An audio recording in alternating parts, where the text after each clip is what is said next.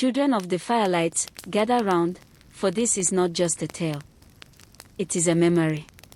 A memory the land still weeps over. A village of laughter turned into a forest of bones. Why? Because when the heavens spoke, they refused to listen. Let me tell you what happened in Obube.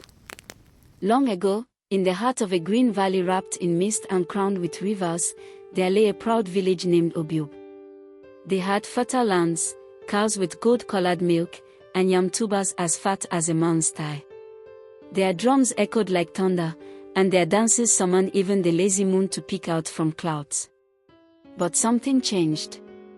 Wealth blinded them. Power made their ears deaf. The chiefs no longer judged with justice. The young mocked the elders. The women of Obube, once known for their modesty, now competed in vanity. The men, once brave hunters, became drunkards, gambling away family goods.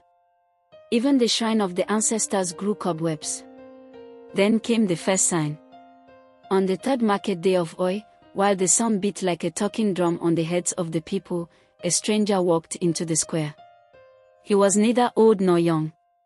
His eyes were like polished stones, and his skin shimmered like the morning dew. He wore no shoes, yet his feet bore no dust. He walked straight to the elders and said, "The God of the hills has sent me. Obube has strayed. If the village does not turn from its greed, it will burn, not by fire, but by its own pride." This is the first trumpet. The elders laughed. "Who is this barefoot prophet?" sneered Chief Abaidiego, whose wrapper alone could buy 10 farms. "If the gods had anything to say, they would speak through me." The angel left, but not before saying, "I will return 2 more times. After the third, your ears will never hear again." And indeed, he returned. Once during the planting season, again during the New Yam festival. Each time, he came with a warning. Each time, they mocked him more. Once, they even flogged him and chased him out of the village. The day the earth groaned. It began slowly. One morning, the stream turned bitter. The fish died, belly up, and the women cried, for there was no water to cook with. Then the sky became stubborn. No rain. For weeks. Crops shriveled. Children coughed. Goats began to eat their own dung. Still, the people held a festival. They sacrificed a white cock. They danced with painted faces. They poured palm wine on the dust. But the angel did not come that day. He came on the 7th night, not with words, but with silence. He stood at the village gate. No one saw him, but everyone heard the sound. It was like hundreds of bells being buried in the earth. And then the ground cracked. Huts collapsed. The sacred Iroko fell. Thunder rained without lightning. The shrine of the ancestors caught fire, not from the sky, but from within. Obube perished. Only 3 people survived. A blind girl who had given her food to a beggar. A cripple who always told the truth. And a madman who had once bowed before the angel. They wandered for years, telling the tale. The earth groaned for 7 days after Obube fell. Ashes danced like spirits in the wind. Silence sat upon the land like a heavy widow. But from the wreckage, 3 figures moved like ghosts. They were the last breath of a dead village. 1. Adaoma, the blind girl with lips that only spoke kindness. 2. Okoro, the cripple with legs that failed but a spirit that never did. 3. Maduka, the mad one, laughed at for bowing to the unseen. They had nothing. No food. No home. No relatives. But they had each other. And the angel. On the morning of the 8th day, as the sun pushed through a sky that looked ashamed, the angel appeared again. Not in the village square, for there was none, but beside a fallen tree that bled sap like tears.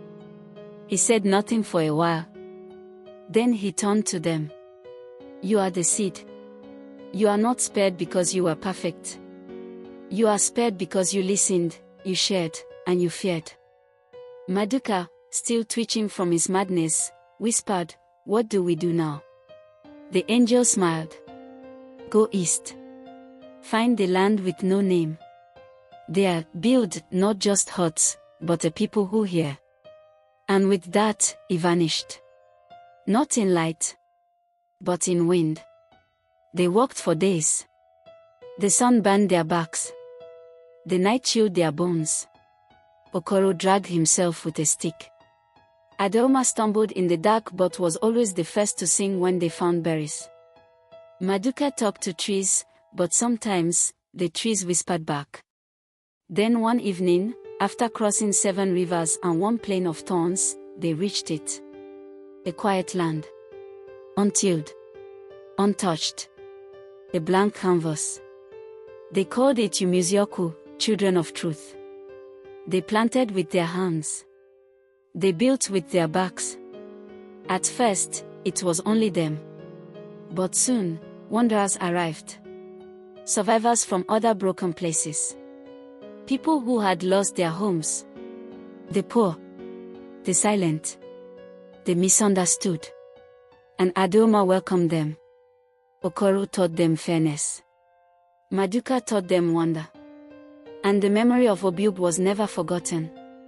Every year, they gathered and told the story. Once, we had riches and no wisdom. Now, we have wisdom, and God will provide the rest. One night, when the stars burned with unusual fire, the angel returned, older now, or maybe just more tired. He looked at the thriving village, the laughter, the unity, the peace. He said to them, "You were one not once, not twice, but thrice. You survived not for yourself, but to remind the world, when God speaks, even silence is a response." Then he touched the ground, and where his finger pressed, a well sprang up, clean, endless, pure. They built no shrine around it.